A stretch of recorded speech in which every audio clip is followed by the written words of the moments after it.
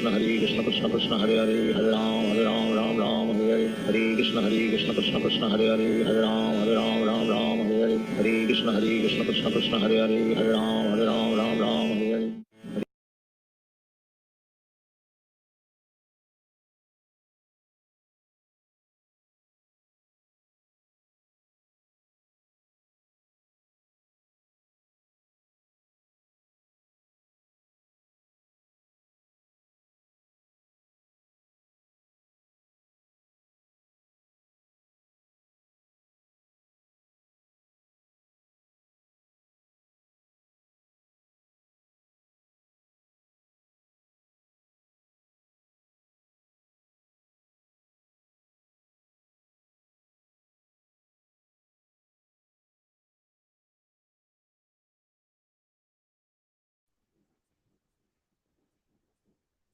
హరే కృష్ణ భక్తులందరికీ స్వాగతం. ఇస్కాన్ శ్రీ శ్రీ రాధా గోవింద ఆలయం మ్యాంగ్లూరు కులాయి కర్ణాటక వారి తరపున 18 రోజుల్లో అవగాహన క్లాసులకి అటెండ్ అయిన మీ అందరికీ కూడా ఈరోజు 6వ అధ్యాయము 6వ అధ్యాయము ఆత్మ సంయమ యోగం అనగా ధ్యాన యోగం అన్నమాట. ముందుగా గురు ప్రణామాలు. ఓం అజ్ఞానతిమిరాంధస్య జ్ఞానాంజనశలాకయా చక్షురున్మిళితం యేన తస్మై శ్రీ గురవే నమః. శ్రీ చైతన్యమనోభీష్టం స్థాపితం యేన భూతలే స్వయం రూప కదా మహ్యం దదాతి స్వపదాంతికం. వందేహం శ్రీగురో శ్రీయుతపదకమలం శ్రీగురూన్ వైష్ణవాంశ్చ శ్రీరూపం సాగ్రజాతం సహగణ రఘునాథాన్వితం తం సజీవం సాద్వైతం సావధూతం పరిజన సహితం కృష్ణ చైతన్య దేవం శ్రీ రాధా కృష్ణ పాదాన్ సహగణ లలితా శ్రీ విశాఖాన్వితాంశ్చ. నమో ఓం విష్ణుపాదాయ కృష్ణ ప్రేష్ఠాయ భూతలే శ్రీమతే భక్తి వేదాంత స్వామినితి నామినే. నమస్తే సారస్వతే దేవే గౌరవాణి ప్రచారిణే నిర్విశేష శూన్యవాది పాశ్చాత్య దేశతారిణే. हे कृष्ण करुणा सिंधो दीनबंधो जगत्पते गोपेश गोपिका कांता राधा कांत नमोस्तुते. तप्त कांचन गौरांगी राधे वृंदावनेश्वरी वृषभानुसुते देवी प्रणमामि हरिप्रिये. वाञ्छाकल्पतरुभ्यश्च कृपा सिन्धुभ्य एव च पतितानां पावनेभ्यो वैष्णवेभ्यो नमो नमः.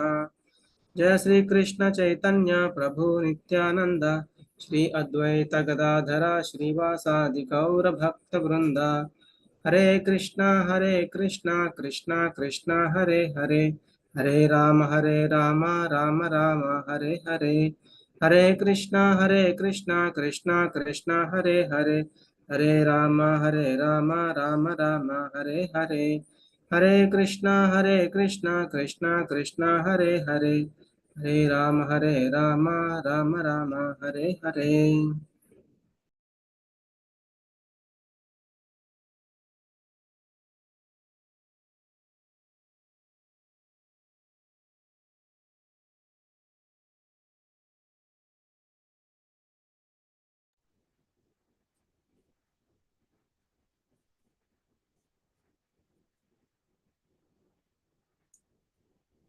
ఇక్కడ భగవానుడు మళ్ళీ ప్రారంభిస్తున్నారు అనమాట. 5వ అధ్యాయంలో లాస్ట్ గా ఏం చెప్పారు? భోక్తారం యజ్ఞ తపసాం సర్వలోక మహేశ్వరం సుహృదం సర్వభూతానం జ్ఞాత్వామాం శాంతి మృచ్చతి. అది అన్ని సమస్త యజ్ఞాలకి వాటన్నిటికీ కూడా ఎవరైతే ఉన్నారో గమ్యం ఆయన భగవంతుడే. అది ఎవరైతే తెలుసుకుంటారో వాళ్ళు శాంతిని పొందుతారు అని చెప్పారు అనమాట. దానికి కంటిన్యూషన్ ఇక్కడ మళ్ళీ ఇంకా చెప్తున్నారు. అనాశ్రిత కర్మ ఫలం కార్యం కర్మ కరోతి యః స సన్యాసి చ యోగి చ నిరగ్నిర్న చాక్రియః. శ్రీ భగవానుడు పలికెను, తన కర్మఫలాల పట్ల ఆపేక్ష లేకుండా తన కర్తవ్యాలను ఆచరించేవాడు సన్యాస ఆశ్రమంలో ఉన్నవాడు, అతడే నిజమైన యోగి. అంతేగాని అగ్నిహోత్రాది కర్మలు మానివేసినంత మాత్రాన కాడు. అంటే నిజమైన సన్యాసి ఎవరు అంటే తన కర్మఫలాల పట్ల ఆపేక్ష లేకుండా తన కర్తవ్యాలను ఆచరించేవాడు. అంతేగాని ఈ సన్యాస ఆశ్రమంలో ఉండి నేను సన్యాస వస్త్రాలు ధరించాను కాబట్టి అగ్నిని వెలిగించకూడదు, అగ్నిహోత్రాది కర్మలు చేయకూడదు, ఇట్లా ఆలోచించే వాళ్ళు కాదు. అలాగే యం సన్యాసమితి ప్రాహు యోగం తం విద్ధి పాండవ నహ్యసన్యస్త సంకల్పో యోగి భవతి కశ్చన. ఓ పాండుకుమార, ఏది సన్యాసం అని పిలువబడుతుందో అది యోగము, అంటే భగవంతునితో జోడించడం అని నీవు తప్పక తెలుసుకున్నాము. ఎందుకంటే ఎవరూ కూడా ప్రాపంచిక కోరికలను విడిచిపెట్టినదే నిజమైన యోగి కాలేరన్నమాట. అంటే ఇందాక చెప్పినట్లుగా అగ్నిహోత్రాది ఆ కర్మలు మానేసినంత మాత్రాన వాళ్ళు యోగి కాలేరు.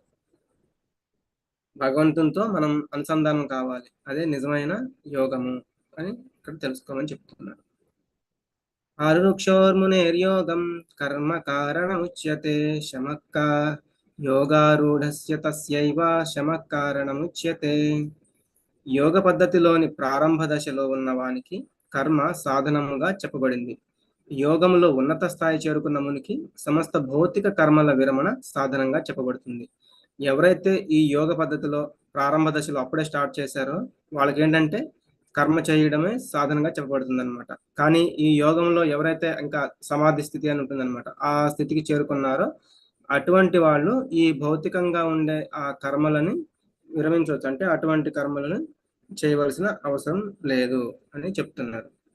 యదా హినేంద్రియార్థేషు న కర్మస్వనుషజ్యతే సర్వ సంకల్ప సన్యాసి యోగారూఢస్తదోచ్యతే. ఎప్పుడైతే వ్యక్తి సమస్త ఇంద్రియ వస్తు విషయముల పట్ల మరియు కర్మల పట్ల ఆసక్తి రహితంగా ఉంటాడో, అంటే ఎవరైతే ఈ ఇంద్రియ వస్తువుల పట్ల, మనం ఇంతకుముందు అధ్యాయాలు చూసాం కదా, ఇంద్రియ వస్తువులు అంటే ఏదో ఒకటి చూడాలి అనుకోవడం, భౌతికంగా ఏదో ఒకటి వినాలి అనుకోవడం, ఏదో ఒకటి తినాలి అనుకోవడం, ఈ ఆధ్యాత్మికంగా కాకుండా భౌతిక ఈ ఇంద్రియ విషయాల పట్ల ఆసక్తి కలిగి ఉండడం అనమాట. అలాగే భౌతికంగా ఉండే కర్మల పట్ల ఆసక్తి కలిగి ఉండడం. వీటికి విరుద్ధంగా అంటే వీటన్నిటికీ ఆ కర్మల పట్ల ఆసక్తి రహితంగా ఎవరైతే ఉంటారో ఆ వ్యక్తి యోగ శాస్త్రంలో ఉన్నత స్థానం పొందినట్లుగా చెప్పబడతారు. ఇది చాలా మందికి ఇంపార్టెంట్ అన్నమాట. Is mind a friend or an enemy? మనకి మైండ్ అనేది శత్రువా లేక మిత్రుడా? ఉద్ధరేదాత్మన ఆత్మానం నాత్మానమవసాదయేత్ ఆత్మైవ హ్యాత్మనో బంధుః ఆత్మైవ రిపురాత్మనః. మానవుడు తన మనస్సు సహాయంతో తనను తాను తప్పక ఉద్ధరించుకోవాలే గాని తన ఆత్మను పతనం చేసుకోకూడదు. మనసు బద్ధజీవునికి మిత్రుడు మరియు శత్రువు కూడా. ఇది ఎలా అనేది చూద్దాం. బంధురాత్మాత్మనస్తస్య ఏనాత్మైవాత్మనా జితః అనాత్మనస్తు శత్రుత్వే వర్తేతాత్మైవ శత్రువత్. మనసును జయించిన వారికి మనసే మిత్రుల్లో ఉత్తముడు. అంటే ఎవరైతే ఆ మనసును జయిస్తారో, అంటే మనసు మనం చెప్పినట్లు వినాలి, అలా ఎవరైతే చేయగలుగుతారో ఆ మనసు ఉత్తమమైన మిత్రుడిగా ఉంటుంది. కానీ అలా చేయడంలో విఫలమైన వాడికి అతని మనసు ఒక పరమ శత్రువు వలె పనిచేస్తుంది. అంటే అది ఒక గోడ మీద పిల్లిలాగా ఉంటుందన్నమాట. దాన్ని మనం ఎటు ఎటు అంటే అటు దూకడానికి రెడీగా ఉంటుంది. కాబట్టి మనం మన మనసుని జయించి మనం చెప్పినట్లుగా ఆ మనసుని వినేలాగా చూసుకోవాలి. ఉదాహరణకి మనం ఉదయం త్వరగా లేవాలని అలారం పెట్టుకుంటాం, కానీ లేస్తామా? ఒక్కొక్కసారి మిస్ అయిపోతూ ఉంటాం. అప్పుడు బుద్ధి చెప్తుంది లేవాలి అని, కానీ మనసు ఏమంటుంది? ఇంకా కొద్దిసేపు ఆగాక లేగుద్దాము, ఇంకా అంటే బాడీకి ఇంకా విశ్రాంతి కావాలి, కళ్ళు ఇంకా నిద్రపోవాలనుకుంటున్నాయి. ఇట్లా మనసు కొంత లేట్ చేస్తుంది అనమాట. అప్పుడు మనం మనసు మాట ఒక 5 నిమిషాలు విందాము, కాసేపు పడుకుందామని మళ్ళీ పడుకుంటే మళ్ళీ ఎప్పుడో లేస్తాం. అంటే ఒక 1 అవర్ అవ్వచ్చు, 2 అవర్స్ అవ్వచ్చు, ఇంకా లేట్గా లేస్తాం అనమాట. కాబట్టి మన మనసు అప్పుడు మనకి శత్రువు అవుతుంది. ఎందుకంటే మనసు మనం చెప్పినట్లుగా వినలేదన్నమాట. మనసు చెప్పింది మనం వింటున్నాం. అలాగే ఆత్మ భగవంతుని నుండి వచ్చింది, అది చాలా పవిత్రమైనది, కానీ భగవంతుని నుండి వచ్చిన విషయం మర్చిపోతుంది అనమాట ఈ భౌతిక కాలుష్యం వలన. కాబట్టి మనసును బుద్ధితో నిగ్రహించాలి, అప్పుడు అది మిత్రుడులాగా పనిచేస్తుంది. అలా నిగ్రహించలేకపోతేనే అది మనకి శత్రువుగా ఉంటుంది. మనసు మానవునికి మిత్రుడిగా ఉంటే ఎలాంటి మనకి వస్తూ ఉంటాయి? ఇలా మన ఆదేశాలను పాటిస్తుంది. మనసు అనేది ఇంద్రియ భోగం నుండి అనాసక్తమై ఉంటుంది. జీవాత్మకు శ్రేయస్సును కలిగించే వాటిని మాత్రమే స్వీకరిస్తూ ఉంటుంది. అలాగే శత్రువుగా గనక ఉంటే మనసు అనేది కామము, క్రోధము మరియు లోభము వంటి పాపపూరితమైన కోరికల వెంట పరిగెడుతూ ఉంటుంది.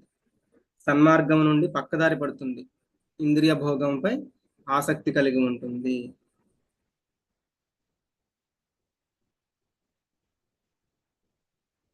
ఇప్పుడు ఒక రాకెట్ కానీ, విమానం కానీ, సూర్యుడు, ఇది అగ్ని అన్నమాట. ఇలా మన మనసుని కనుక మనం అనుకుంటే, దాన్ని అదుపులో ఉంచుకుంటే అద్భుతాలు జరుగుతాయి. కానీ మన మనసుని మనం కనుక వదిలేస్తే ఈ దావానలం అంటే మొత్తం కూడా కాలిపోతుంది అనమాట. ఎందుకు పనికి రాకుండా మొత్తం అది కాల్చేస్తుంది.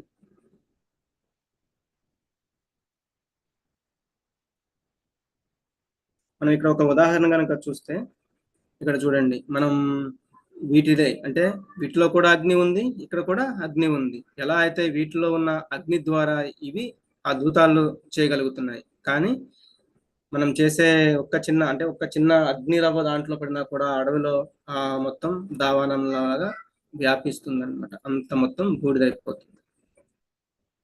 జితాత్మన ప్రశాంతస్య పరమాత్మా సమాహితః శీతోష్ణ సుఖ దుఃఖేషు తథా మానాపమానయోః. మనసును జయించిన వాడు శాంతిని పొందిన కారణంగా పరమాత్మని అది వరకే సమీపించి ఉంటాడు. అటువంటి యోగులు సుఖదుఖములు, శీతోష్ణములు, మానాపమానములు సమానమై ఉంటాయి. అటువంటి యోగులకి ఏంటంటే ఇవన్నీ కూడా సమానంగా ఉంటాయి. ఈయన భక్తి సిద్ధాంత సరస్వతి ఠాకూర్ అన్నమాట. ఈయన మన భక్తి వేదాంత ప్రభుపాదుల వారి యొక్క గురువు గారు. ఈయన ఆయన మనసును జయించారు, అలాగే శాంతిని పొందారు, పరమాత్మని సమీపించి ఉన్నారనమాట. ఇటువంటి యోగులు ఈ సుఖదుఖాలు కానీ, శీతోష్ణాలు కానీ, మానాపమానాలు వీటన్నిటిని కూడా వాళ్ళకి సమానంగానే తీసుకుంటారు వాళ్ళు.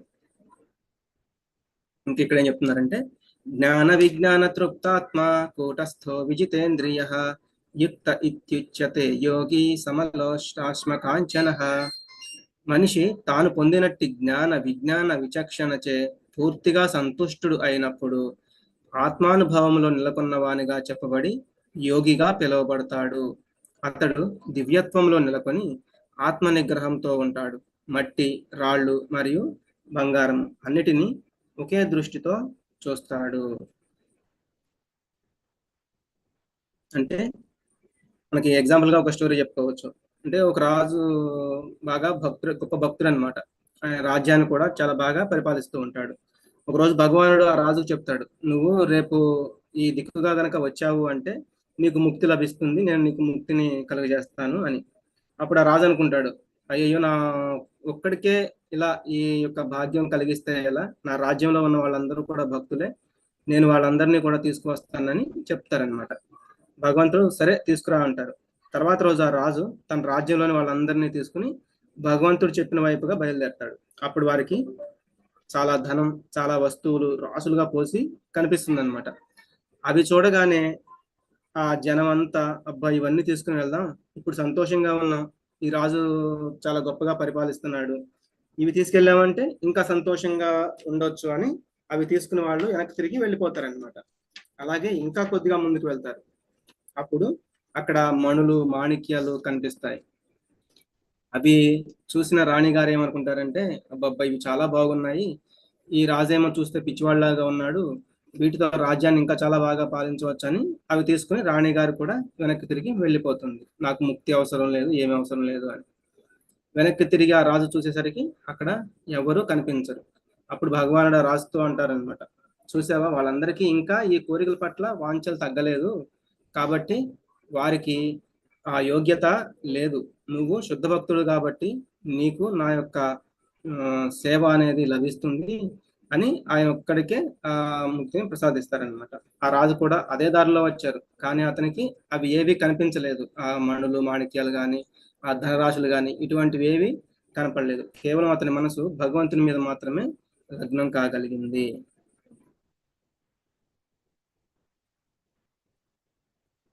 ఇక్కడ మనకి అరిషడ్వర్గాలు అంటారు కదా, కామ, క్రోధ, లోభ, మద, మోహ, మాత్సర్య. మనిషి అనేవాడు వీటిని అధిగమించాలని కూడా మనం చూస్తాం.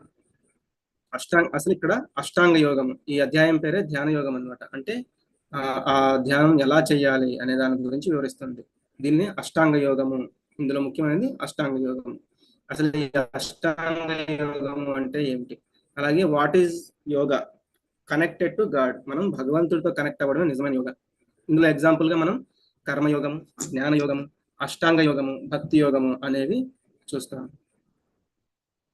ముఖ్యంగా ముందు మనం ఇందులో ఈ అధ్యాయంలో అష్టాంగ యోగము అంటే ఏమిటి, యమ, నియమ, ఆసన, ప్రాణాయామ, ప్రత్యాహార, ధారణ, ధ్యాన, సమాధి, ఇవి 8 అంగములు అన్నమాట. యమ అంటే చేయవలసినవి, అంటే నియమాలు పాటించడం, సానుకూల సూచనలు అన్నమాట. నియమ అంటే చేయకూడనివి, అంటే నియంత్రించడం, అలాగే ప్రతికూలంగా ఉన్న వాటిని నిషేధించడం అన్నమాట. అలాగే ఆసనం, కూర్చున్న భంగిమ, శరీరాన్ని నియంత్రించడం, మన కంట్రోల్లో పెట్టుకోవడం శరీరాన్ని కూడా. ప్రాణాయామం, శ్వాసను నియంత్రించడం అన్నమాట. అలాగే 5వది ప్రత్యాహారం, ఇంద్రియాలను ఉపసంహరించుకోవడం. తర్వాత ధారణ, మనసును నియంత్రించడం, మనసు యొక్క శోషను పరిష్కరించడం అన్నమాట.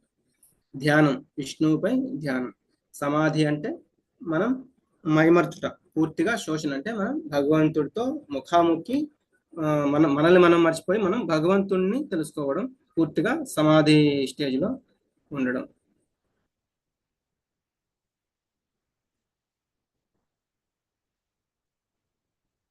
ఇక్కడ ఏంటంటే మనం ఇంతకుముందు తెలుసుకున్నాం, యోగం అంటే భగవంతుడితో మనం సంబంధం కలిగి ఉండడం. కానీ భగవద్గీతలో భగవంతుడు చెప్పిందే నిజమైన అష్టాంగ యోగం. యమ, నియమ, ఆసన, ప్రాణాయామ, ప్రత్యాహార, ధారణ, ధ్యాన, సమాధి అనేవి 8 అంగాలను కూడా మనం చూసాం. సమాధి అంటే ఏంటంటే మనం భగవంతుడిని పర్ఫెక్ట్ గా చూడడం, దీన్నే సమాధి అంటారు. ఇక్కడ ముఖ్యంగా మళ్ళీ అన్నిటిని ఒక్కొక్క దాన్ని వివరిస్తున్నారు. యోగి యుంజీత సతతం ఆత్మానం రహసి స్థిత ఏకాకీయత చిత్తాత్మ నిరాశేర పరిగ్రహ. యోగి సర్వదా దేహాన్ని, మనసును, ఆత్మను భగవంతుని సంబంధంలోనే వినియోగించాలి. అతడు ఏకాంత ప్రదేశంలో ఒంటరిగా జీవిస్తూ ఎల్లప్పుడూ జాగ్రత్తగా మనసును నిగ్రహించాలి. అతడు ఆశలను వదిలి ఏమీ పరిగ్రహించకుండా ఉండాలి.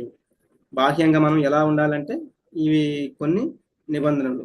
యోగా చేయాలనుకునే వాళ్ళు ఒక ఖాళీ ప్రదేశానికి వెళ్ళాలి, అంటే అడవులు అటువంటి ప్రదేశాలు వెళ్ళి అక్కడ వాళ్ళ మనసుని కంట్రోల్ చేసుకోవాలి. నెక్స్ట్ నియమ, యుక్తాహార విహారస్య యుక్త చేష్టస్య కర్మసు యుక్త స్వప్నావబోధస్య యోగో భవతి దుఃఖః. ఆహారము, నిద్ర, విహారము, పనుల అలవాట్లను ఎవరు క్రమపరచి ఉంటారో వారు యోగ సాధన ద్వారా సమస్త భౌతిక దుఃఖాలు పోగొట్టే యోగ సిద్ధి కలుగుతుంది. అంటే ఏది పడితే అది తినడం, ఎంతసేపు అంటే అంతసేపు పడుకోవడం వంటివి ఉండకూడదు అన్నట్లుగా ఇక్కడ మనం తెలుసుకోవాలి. చాలా స్వల్పంగా తినాలి, అది కూడా అడవిలో దొరికే ఆ కందమూలాలు వంటివి స్వీకరించాలి. నిద్ర కూడా 2 గంటల నుంచి 3 గంటలు మాత్రం నిద్రపోవాలి, అంతకుమించి నిద్రపోకూడదు. అలాగే ఆసనం అంటే ఆ ఆసనం కూర్చునే విధానం ఎలా ఉండాలి, కుష అనే ఒక గడ్డిని కింద పరుచుకోవాలి, జింక చర్మం వేసుకొని కూర్చోవాలి. అది మరీ ఎత్తుగా ఉండకూడదు, తక్కువ ఎత్తు ఉండకూడదు. అలా మనకి ఈ ఇంతకుముందు శ్లోకాల్లో వస్తాయి. అలాగే కూర్చునే ప్రదేశం కూడా స్థల పురాణం కలిగి ఉండాలి, అంటే ఎక్కువగా పూజలు జరిగిన ప్రదేశం జరిగి అటువంటి ప్రదేశం అయి ఉండాలి. శరీరము, మెడ, తల అన్నీ కూడా నిటారుగా ఉండాలి, ఆ రకంగా కూర్చోవాలి. మనస్సును నియంత్రణలో ఉంచుకోవాలి. నాత్యస్యతస్తు యోగోస్తి నచైకాంతమనశ్నతః నచాతి స్వప్నశీలస్య జాగ్రత్తో నైవ చార్జున. ఓ అర్జున, ఎవరైతే అతి ఎక్కువ తింటారో లేదా అతి తక్కువ తింటారో, అతి ఎక్కువ నిద్రపోతారో లేదా అతి తక్కువ నిద్రపోతారో వారు ఈ యోగంలో విజయం సాధించలేరు. మితంగా తినాలి, ఎంతవరకు తినాలో అంతవరకే తినాలి, ఎక్కువ నిద్రపోకూడదు, తక్కువ నిద్రపోకూడదు, కరెక్ట్ గా నిద్రపోవాలి. ఇటువంటి అన్ని కూడా ఆ యొక్క యోగా ధ్యాన యోగం చేసే వాళ్ళకి, అష్టాంగ యోగం చేసే వాళ్ళకి అవసరం. సనిశ్చయో నయోక్తవ్యో యోగో నిర్విణ్ణ చేతసా సంకల్ప ప్రభవాన్ కామాన్ త్యక్త్వా సర్వాన్ శేషతః మనసైవేంద్రియ గ్రామం వినియమ్య సమంతతః. మనిషి దృఢ సంకల్పముతో, శ్రద్ధతో ఈ యోగమును మార్గము తప్పక అభ్యాసం చేయవలెను. ప్రాపంచిక తలపుల నుండి వచ్చిన అన్ని కోరికలను త్యజించి మనసుతో ఇంద్రియాలను అన్ని వైపుల నుండి నిగ్రహించవలెను. అంటే ఒక రకంగా మనం ఈ ప్రాణాయామాలు అలా అంటే మెల్లమెల్లగా ఊపిరిని నియంత్రించాలి, ఊపిరిని బిగబెట్టాలి, ఊపిరిని ఆపివేయాలి. అలా కొంతకాలానికి ఆఖరికి మళ్ళీ శ్వాస మీద ధ్యాసని కలిగి ఉంటారు. అలాగే ప్రత్యాహారం, బయటి ప్రపంచంతో సంబంధం లేకుండా అంతర్ముఖుడై అతను ధ్యానం చేయాలి. అలాగే ధారణ, ఇక్కడ మనం చూస్తే వీళ్ళ యొక్క మనసు కూడా పూర్తిగా నియంత్రించుకోవాలి. మనసు అనేది కొంచెం కూడా అటు ఇటు అవ్వకూడదు. ఎలా ధ్యానించాలి అంటే, ఏ విధంగా అయితే ఒక దీపం గాలి లేని ప్రదేశంలో నిటారుగా వెలుగుతుందో ఆ రకంగా వీళ్ళు మనసుని, ఇంద్రియాలని అటు ఇటు అవ్వకుండా కేవలం భగవంతుని మీద మాత్రమే కేంద్రీకృతం అయి ఉండాలి. అప్పుడు వాళ్ళు సమాధి స్టేజ్ని దాటుకోగలుగుతారు. శనైశనైరుపరమే బుద్ధ్యా ధృతి గృహీతయా ఆత్మ సంస్థం మనః కృత్వా నకించిదపి చింతయేత్. పూర్తి నిశ్చయంతో కూడిన బుద్ధి ద్వారా మనిషి క్రమక్రమంగా సమాధిలో నెలకొనాలి. ఆ విధంగా మనసును కేవలం ఆత్మ మీదనే లగ్నం చేసి ఇక దేని గురించి ఆలోచించకూడదు. ఇలా అన్నమాట. జీవాత్మ బుద్ధి మనసుని కంట్రోల్ చేస్తే ఆ పగ్గాలతోటి, అప్పుడు ఈ ఇంద్రియాలన్నీ కూడా ఆ పగ్గాల యొక్క ఆధీనంలోకి వచ్చి ఎటు కూడా వెళ్లకుండా, దారి తప్పకుండా బుద్ధి ఎప్పుడైతే వీటినన్నింటిని కూడా కంట్రోల్ చేయగలుగుతుందో జీవాత్మ చెప్పిన రూట్ లోకి మనం ఈ రథాన్ని తీసుకువెళ్ళొచ్చు అన్నమాట. అది ఇక్కడ వివరిస్తున్నారు. యతో యతో నిశ్చరతి మనశ్చంచలమస్థిరం తతస్తతో నియమ్యేతత్ ఆత్మన్యేవ వశం నయేత్. ఈ చంచలమైన నిలకడలేని మనసు ఎక్కడెక్కడ తిరిగినా మనిషి దానిని నిశ్చయంగా వెనుకకు తెచ్చి తిరిగి ఆత్మకు వశం చేయాలి.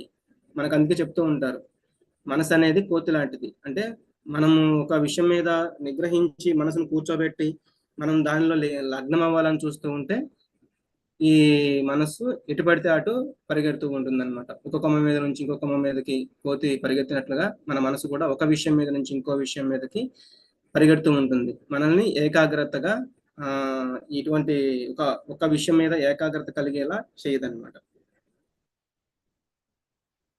ప్రశాంత మనసం హేనం యోగినం సుఖముత్తమం ఉపైతి శాంతరజసం బ్రహ్మభూతమ కల్మషం.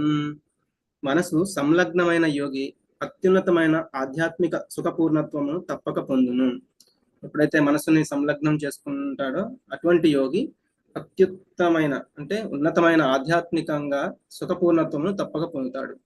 అతడు రజోగుణానికి అతీతుడే. అంటే ఇటువంటి రజోగుణం అంటే ఇంద్రియాలు చెప్పినట్లుగా ఇంద్రియ భోగం కొరకు నేను ఇది అనుభవించాలి అని, లేకపోతే ఇది నాకు కావాలి, ఇది నేను చెయ్యాలి అని ఎప్పుడైతే ఇట్లా రజోగుణానికి అతీతుడై అంటే అవి ఆ రజోగుణం అనేవి అటువంటి లక్షణాలు కలిగినవి అనమాట. వాటికి ఎవరైతే అతీతుడై భగవంతునితో ఉన్నట్టి అంటే గుణరీతి అంటే ఈ గుణాలు ఈ త్రిగుణాలన్నిటికీ కూడా అతీతుడై ఉన్నవాడే భగవంతునితో సమానంగా ఉన్నట్టు కలిగిన వ్యక్తి అని మనం చెప్పవచ్చు. అటువంటి వారు ఎవరైతే ఉన్నారో గత కర్మ ఫలాల నుండి కూడా అతను ముక్తి పొందుతాడు. యుంజన్నేవం సదాత్మానం యోగి విగత కల్మషః సుఖేన బ్రహ్మ సంస్పర్శం అత్యంతం సుఖమశ్నుతే. ఈ విధంగా ఆత్మ నిగ్రహం కలిగిన యోగి యోగ సాధనలో నెలకొని సమస్త భౌతిక మలినముల నుండి ముక్తి పొందుతాడు. ఇప్పుడు మనకి పైన ఇవన్నీ చెప్పినవన్నీ మనం ఇంతవరకు చూసినవన్నీ కూడా ఎవరైతే పాటించగలుగుతున్నారో అటువంటి వ్యక్తి ఏంటంటే ఆత్మ నిగ్రహం కలిగిన యోగి యోగ సాధనలో నెలకొని ఈ సమస్త భౌతిక విషయాల పట్ల ఆసక్తిని కోల్పోతాడు. దానివల్ల ఏంటంటే ఈ భౌతిక మలినాల నుండి అతడు విముక్తి పొందుతాడు. ఎల్లప్పుడూ పరమాత్మని దివ్యమైన సేవలోనే ఉంటాడు. ఎందుకంటే పరమాత్మను తెలుసుకోవడానికి ఆయన ఈ యొక్క ఇప్పుడు కూడా బాగా పరమాత్మని ధ్యానిస్తూ ఉంటాడు కాబట్టి అతడు సంపూర్ణ ఆనందం యొక్క అత్యున్నత స్థాయిని కూడా అతను పొందగలుగుతాడు.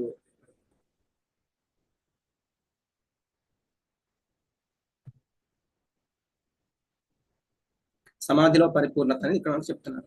ప్రశాంత మనసం హేనం యోగినం సుఖముత్తమం ఉపైతి శాంతరజసం బ్రహ్మభూతమ కల్మషం. ప్రశాంతమైన మనసు కలిగిన వాడు కామక్రోధాది ఉద్రేక కారణాలకు అతీతుడు, పాపరహితుడు, బ్రహ్మస్వరూపుడు అయిన యోగ పురుషుడికి పరమ సుఖం లభిస్తుంది. ఎవరైతే పైవన్నీ కూడా అంటే ఈ అష్టాంగ యోగంలో ఉన్న ఈ స్టేజెస్ అన్నిటిని కూడా చేయగలుగుతారు, యమ నియమ ఆసన ప్రాణాయామ ప్రత్యాహార ధారణ ధ్యానం ఇవన్నీ పర్ఫెక్ట్ గా చేయగలుగుతారు వాళ్ళు సమాధి స్టేజ్కి చేరుకుంటారు. అప్పుడు భగవంతుణ్ణి ముఖాముఖిగా కూడా చూడగలుగుతారు.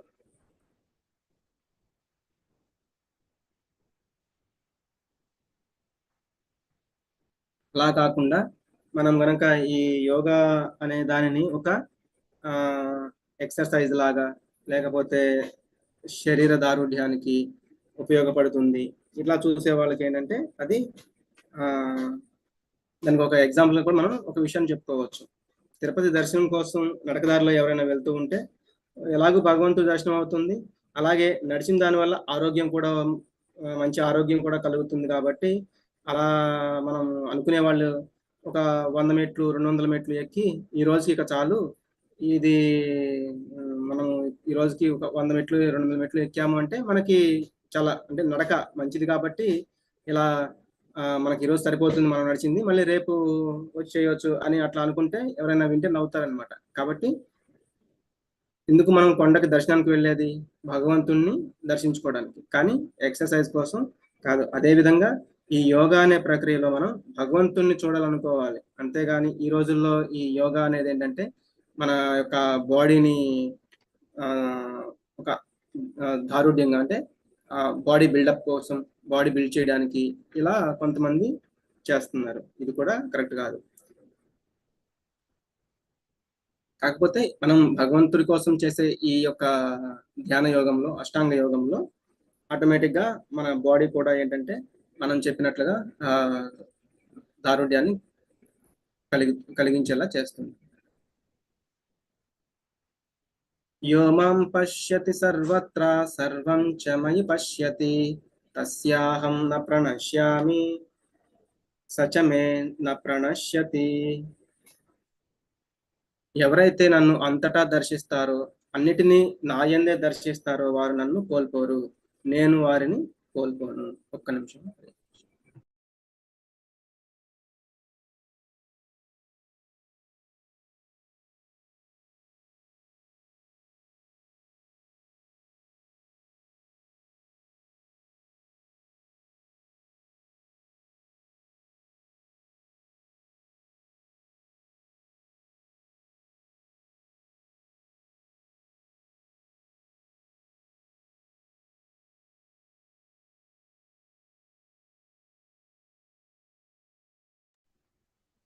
హరే కృష్ణ. ఇక్కడ ఏం చెప్తున్నారంటే ఎవరైతే భగవంతుణ్ణి అంతటా దర్శిస్తారో అన్నిటినీ భగవంతుని అందే దర్శిస్తారో వారు భగవంతుణ్ణి కోల్పోలేరు, భగవంతుడు కూడా వారిని కోల్పోను అని చెప్తున్నారు.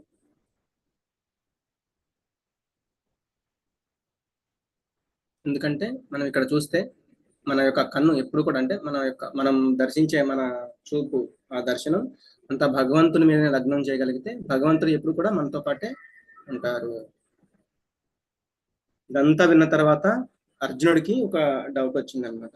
ఆయన చెప్తున్నారు ఇక్కడ, అర్జున ఉవాచ యోయం యోగస్త్వయా ప్రోక్తః సామ్యేన మధుసూదన ఏతస్యాహం న ప్రణశ్యామి ఏతస్యాహం న పశ్యామి చంచలత్వాత్ స్థితిం స్థిరాం. అర్జునుడు పలికెను, ఓ మధుసూదన, మనస్సు నిలకడలేనిది కావడం వలన నీవు చెప్పిన ఈ యోగ విధానము నాకు ఆచరింప శక్యము కానిది మరియు అసాధ్యమైనది అని నిరూపిస్తున్నది. ఇక్కడ అర్జునుడు ఏం చెప్తున్నారు? మనస్సును నిలకడలేనిది కావడం వలన మనసు అనేది నువ్వు చెప్పిన ఈ యోగ విధానము, ఈ అష్టాంగ యోగ విధానం అనేది నాకు ఆచరింపడానికి చాలా కష్టంగా అనిపిస్తున్నది, ఇది అసాధ్యమైనదిగా కనిపిస్తున్నది అని చెప్తూ ఇంకా చెప్తున్నారు. చంచలం హిమన కృష్ణ ప్రమాధి బలభద్రుడం తస్యాహం నిగ్రహం మన్యే వాయోరివ సుదుష్కరం. ఓ కృష్ణ, ఈ మనస్సు చాలా చంచలమైనది. చంచలమైనది అంటే ఒక చోట ఉండదన్నమాట, ఎక్కడెక్కడెక్కడెక్కడో తిరిగి వస్తూ ఉంటుంది. మనం ఏదన్నా ఏకాగ్రతతోటి కాసేపు మనం దాన్ని నియంత్రించాలనుకున్నా కూడా 1 minute లో 2 minutes లో 5 minutes లో 1 hour లో అయినా మళ్ళీ మనం చేస్తున్న ధ్యానం అంతా కూడా పక్కన పెట్టి మళ్ళీ ఎటో వెళ్ళిపోతుంది అనమాట. అంత బలవదృఢం అంటే అంత బలమైనది, అల్లకల్లోలమైనది మరియు బలమైనది, మూర్ఖపు పట్టుగలది. మూర్ఖంగా ఉంటుంది, మనం చెప్పింది కాకుండా తన ఇష్టం వచ్చినట్టు ఎక్కడెక్కడో తిరిగి వస్తూ ఉంటుంది. అలాంటి మనసును నిగ్రహించడం వీచే గాలిని నియంత్రించడం కన్నా ఎక్కువ కష్టంగా అనిపిస్తూ ఉంది. ఇదంతా అర్జునుడు చెప్తున్నారు. అర్జునుడు ఎవరు అంటే గొప్ప ఏకాగ్రత కలిగిన వ్యక్తి. మనకు తెలుసు, అతన్ని ఒక పక్షి యొక్క కంటికి బాణం కొట్టాలి అంటే సరే అని కరెక్ట్ గా ఆ తపోశక్తి చేత సృష్టించిన ఆ పక్షి కన్నుని ఆయన యొక్క బాణంతో ఛేదించారు. ఆకాశంలో ఉన్న చేప యొక్క ప్రతిబింబం క్రింద నీళ్ళలో చూసి ఆ చేప కంటిని కొట్టినవాడు, అంత ఏకాగ్రత గలవాడు. అలాగే అడవులలో కూడా ఉండగలిగాడు వనవాసం సమయంలో.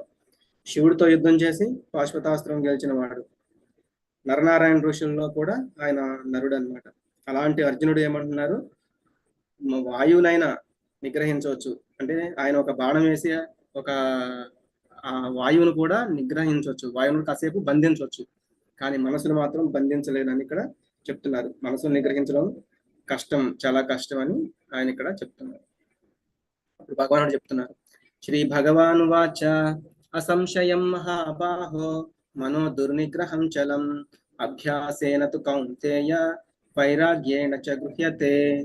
శ్రీకృష్ణ పరమాత్మ పలికెను, ఓ అర్జున, చంచల స్వభావమైన మనస్సును నిగ్రహించడానికి శక్యం కానిదే అనడంలో సందేహమే లేదు. కానీ తగిన సాధన మరియు వైరాగ్యముల ద్వారా దానిని నిగ్రహించవచ్చు.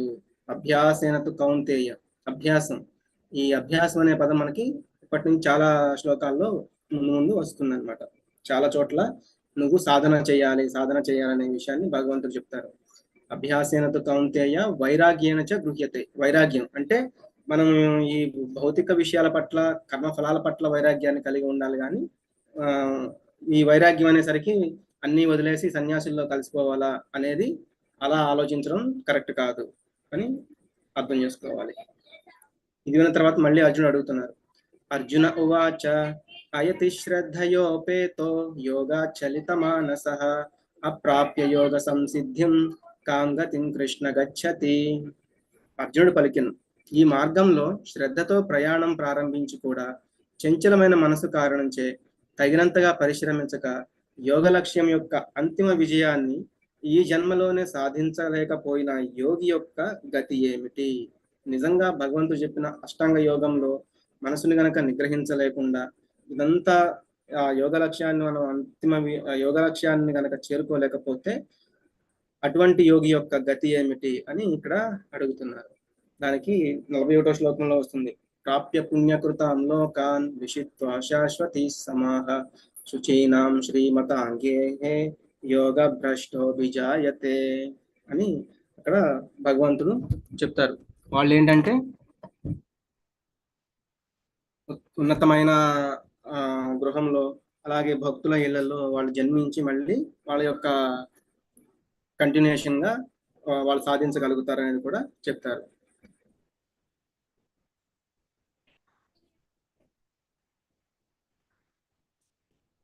తపస్విభ్యోధికో యోగి జ్ఞానిభ్యోపి మతోధికః కర్మిభ్యశ్చాధికో యోగి తస్మాద్ యోగి భవార్జున. ఓ అర్జున, తపస్సు చేసే వాళ్ళకంటే, శాస్త్రజ్ఞానం కలవాళ్ళ కంటే, కామ్యకర్మలు చేయువాని కంటే కూడా యోగి గొప్పవాడు. అంటే ఎవరైతే తపస్సు చేస్తూ ఉంటారో వాళ్ళకంటే, అలాగే శాస్త్రజ్ఞానం తెలుసుకుంటారు కానీ వాళ్ళు ఎప్పుడు కూడా ఏంటంటే వేదాల్లో ఏముంది, లేకపోతే ఈ శాస్త్రాలు తెలుసుకుంటూ ఉంటారు, అటువంటి వాళ్ళకంటే, అంటే అవి ఆచరించాలన్నమాట.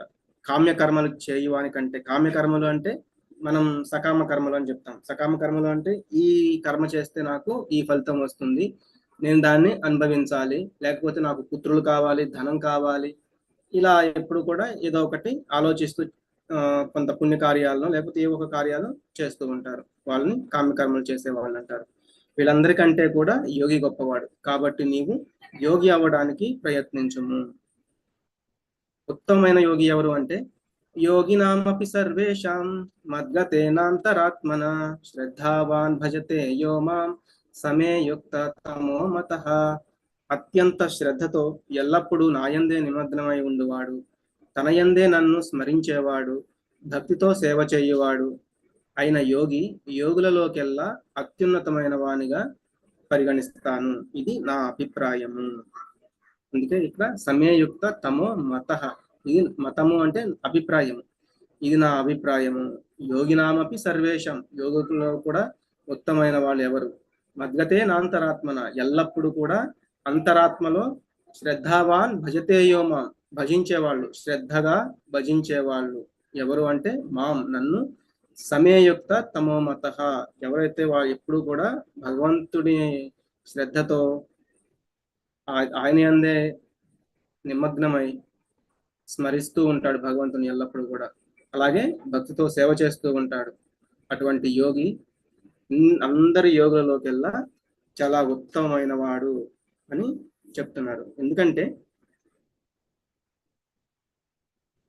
ఇక్కడ చూడండి, మిగతా యోగాలన్నింటికంటే ఈ భక్తి యోగం అనేదే తుది గమ్యం.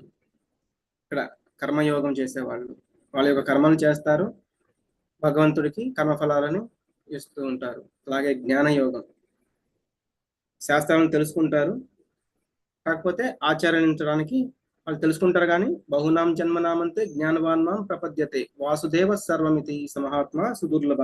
అటువంటి వాళ్ళు, ఎందుకంటే ఆ సమయం అంతా కూడా వీటికే వెళ్ళిపోతుంది, కానీ ఆచరించాలి అనమాట అవన్నీ కూడా. తర్వాత అష్టాంగ యోగం, దానిపైన వస్తుంది భక్తి యోగం. ఇవన్నీ మనం చేసిన తర్వాత తెలుసుకునేది ఏంటంటే వాసుదేవ సర్వమితి, సర్వము వాసుదేవుడే అని ఎవరైతే తెలుసుకుంటారో వాళ్ళు తర్వాత చేయాల్సింది మళ్ళీ వాళ్ళు భక్తి యోగం చేయాల్సిందే. కాబట్టి ముందే భక్తి యోగం చేస్తే అది ఉత్తమమైనది అని కూడా మనం తెలుసుకోవచ్చు. మనకి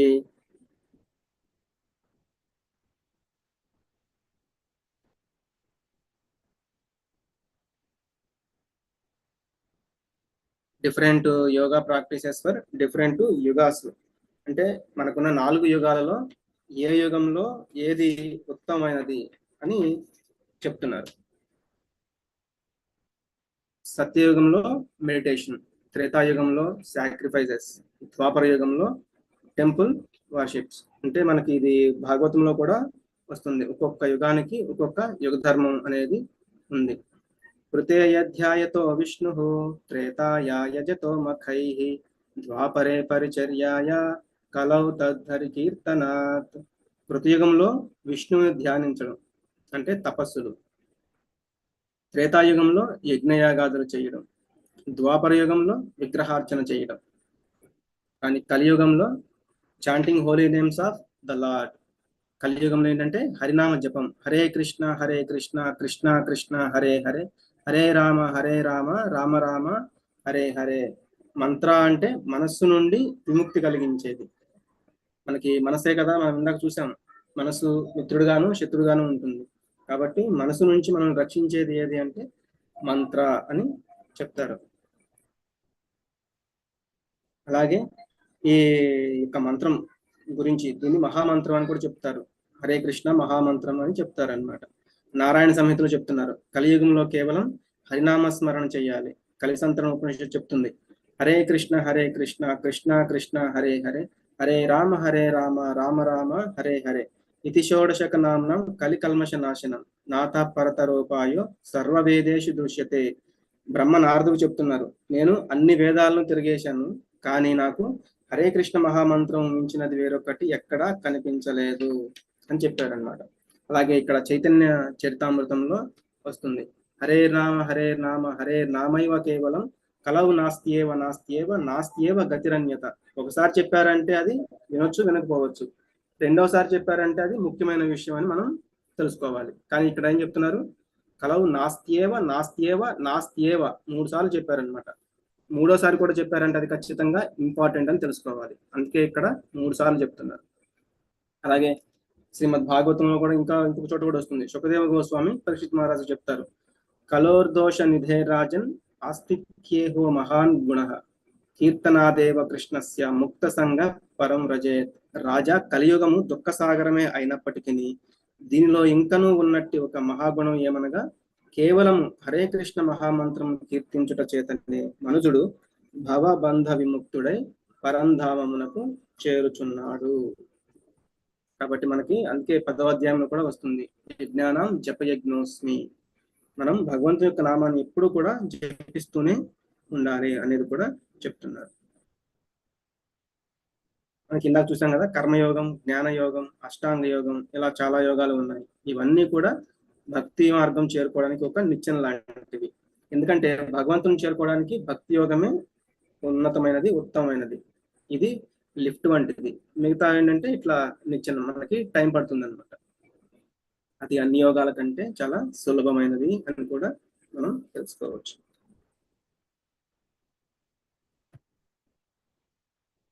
హరే కృష్ణ కృష్ణ కృష్ణ హరే హరే, హరే రామ రామ రామ హరే హరే. వాంఛాకల్పతరుభ్యశ్చ కృపా సింధుభ్య ఏవ చ పతితానాం పావనేభ్యో వైష్ణవేభ్యో నమో నమః. కృష్ణం వందే జగద్గురు.